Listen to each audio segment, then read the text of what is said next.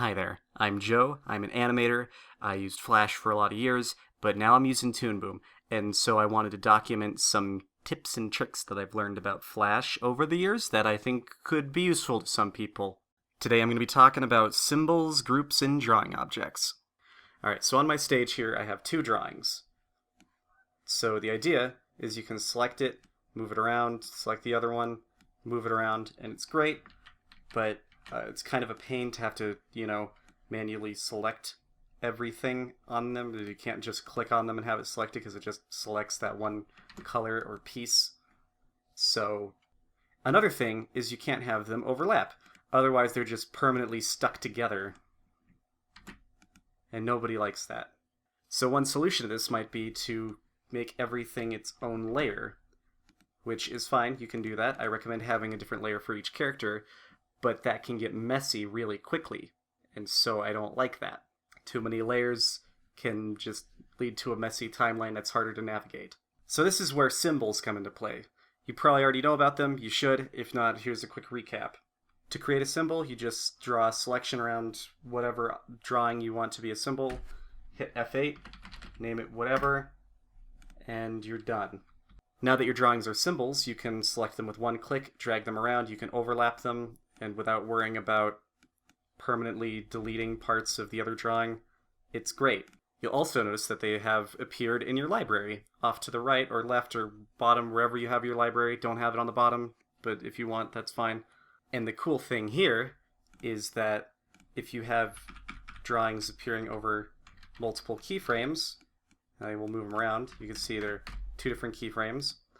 We can go in and we can recolor parts of it, or otherwise modify, not just necessarily recolor, and it's applied to all references of the drawing. You can see we can have like 3 of them, and then if we change it, it will be reflected on all of them and not just the one, across multiple frames too. So you might have noticed when we were saving these symbols that there are types of symbols. There's 3 types. There's movie clips, buttons, and graphics, except there's only 2 types. Buttons don't exist. Don't worry about them. And I'm going to get into these differences. Okay, so I prepared an example of a 9-frame long animation loop. On the left you have the graphic, on the right you have the movie clip. So you can see when I hit play, however, the movie clip doesn't properly play on the timeline. When we hit enter, they both play fine though. So the reason for this is movie clips were not made for animation specifically, but they were made for web purposes. So that's why they are a little bit different in that regard. It's easiest explained that these always play their own timeline regardless of the frame number, whereas graphics are just, whatever they're set to on that specific frame, they're just tied to that on the timeline. Good way to showcase that, give a demonstration, would be to remove the frames, and then when we export, you can see the graphic holds the one frame because it only has one frame on the timeline, whereas the movie clip still plays its entire animation regardless of what's going on the normal timeline. So that can be helpful sometimes. Sometimes it isn't though, just because it's hard to animate without seeing what you're animating. There are uses for it though. So the unique thing about graphics is they have different ways they can play animations. You can see here I've added a bunch of frames and it just loops it forever. If you click on it, you can see it has options set to loop. You can change the looping style so that it loops it or it plays it once. You can see with play once, it plays the animation one time and then it just freezes on the final frame forever. You could also do single frame where it's just frozen on whatever frame you set. Of course, changing the first frame on loop will just change the first frame that it displays before it loops. Play once changes the first frame that it displays before it plays once. You get the idea. So at a glance, graphics have a clear advantage over movie clips just because you can see what you're doing. However, movie clips, for whatever reason, have a few hidden talents that graphics do not have. The main thing is movie clips can use different blending modes and filters. Again, why these are unavailable to graphics, I don't know. Doesn't make a lot of sense to me. You can change it to multiply, which affects how it renders colors. Here's a better example, actually. See, it like does that to the colors below it, as opposed to just at how the pixels are, how they're mathed, basically. We change that. The other cool thing that movie clips can do are filters. You can add a blur to them so that they get all blurry and out of focus, which can be helpful. You can add like a glow so they get all glowy. There's a few different things you can do. Play with those, have fun with them, see if you can find a way to implement them into your animations. Yeah. Movie clips have one more hidden talent that not a lot of people know about, because how useful it is kind of varies. But you can make tiles using movie clips. You just got to right-click on the movie clip in your library, make sure that it's set to a movie clip, not a graphic. You can change specific instance information per appearance on the stage, but it needs to be a movie clip in the library for this to work. So you check the box that says Enable Guides for 9-slice scaling, and then you can see up here, it's got little dotted lines going through. And what that lets you do is you can resize this and rescale it, and you can see all the edges kind of stay. They don't, they wouldn't scale like you'd normally expect them to. For comparison, here it is as a graphic without it enabled. Again, it's not really useful for a lot of animation purposes, but it's still a cool little feature. Alright, so next up is groups. Groups are a lot like symbols, except they don't appear in your library. So to create a group, you select whatever you want to create as a group, and you hit Control-G. By default, Command-G if you're on a Mac. Sorry, keyboard shortcuts are a little weird. So now these are both groups now. You can see you can move them around as if they're a symbol. You'll notice they have a green outline around them instead of a blue one. That indicates that they're a group and not a symbol. So you can move them around. You can change the order using, Control and the arrow keys. Just kind of move them back and forward. The interesting thing is you can see I have 2 frames here.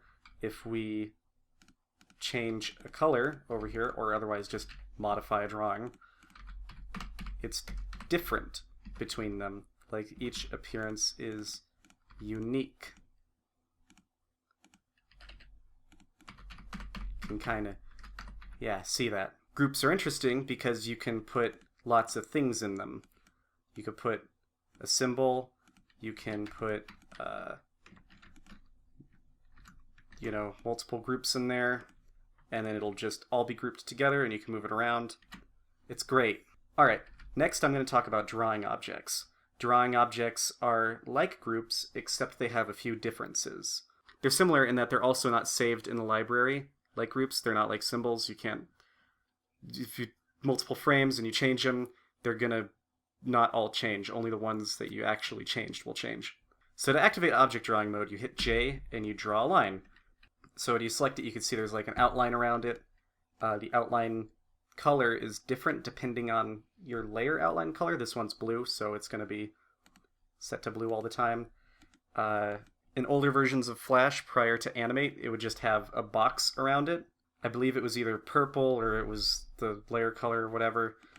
Anyways, if you want to convert an existing drawing into a drawing object, all you got to do is select it, and then you go to Modify, Combine Objects, Union, and that'll do it for you. I recommend binding it to something. I have mine bound to Shift-G, because it's like grouping, which is Control-G. But I just press Shift-G, and then it turns it into a drawing object. So again, you can move things around freely when they're drawing objects. Sometimes if you have a more complex drawing, it'll be a little bit slower. As you can tell, this one's really detailed because of the rough outline, so it moves a little slower as opposed to this one. But the benefit of having drawing objects is you can actually modify without having to enter the object. So you can change the color just very easily. It's very simple, just like this. You don't have to enter it. You can recolor other one too. It's great. Also, you can just select something and then just recolor it entirely like that. So one useful thing you can use drawing objects for is if you wanted to quickly figure out a color palette, you can divide up all the different pieces into their own colors. So you can see I have all the yellow on this drawing grouped together in one drawing object. And then you can just select that on your timeline and you can quickly change the color and then it'll change all of them. You don't have to fill in each individual part. Very good for coming up with color palettes. This is a little unrelated, but what I like to do when I'm coming up with color palettes is I like to create multiple keyframes of one drawing on the timeline, and then I will play around with the colors on different ones, and then I can very easily just flip between and compare and see which one's better. It speeds up the process really fast. It's great. One more neat thing you can do with drawing objects is you can quickly add an outline effect to something just by duplicating, and then if you select a pencil color, you can see that it kind of draws outlines around every single fill. I don't want that though. I just want it to make one solid. Also, there's a little bit of a... Yeah, okay. You can just make it a solid color by selecting all and, changing the color, or just clicking on the drawing object and changing the color.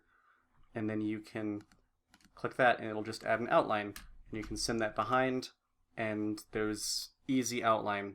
Drawing objects and groups are the same, except drawing objects cannot contain anything inside them that is not a normal just shape.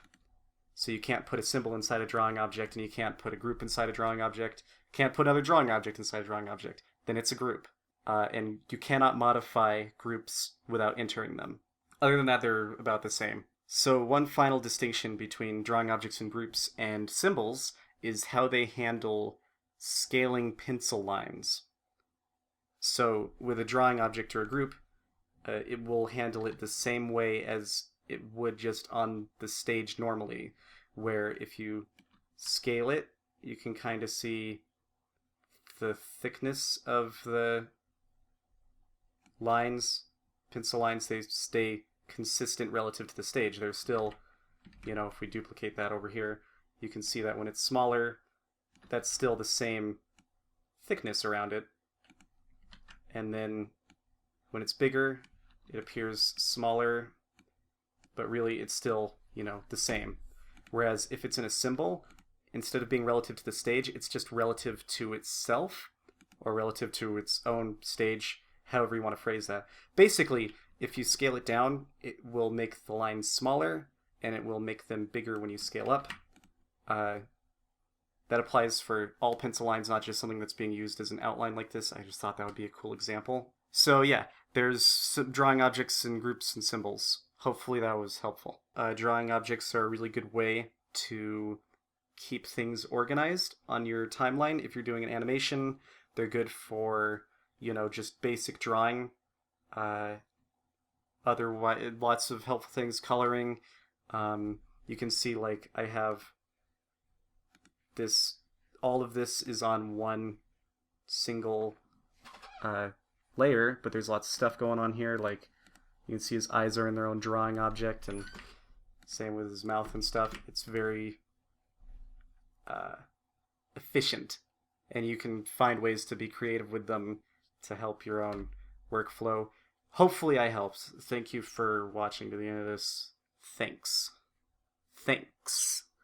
Thanks.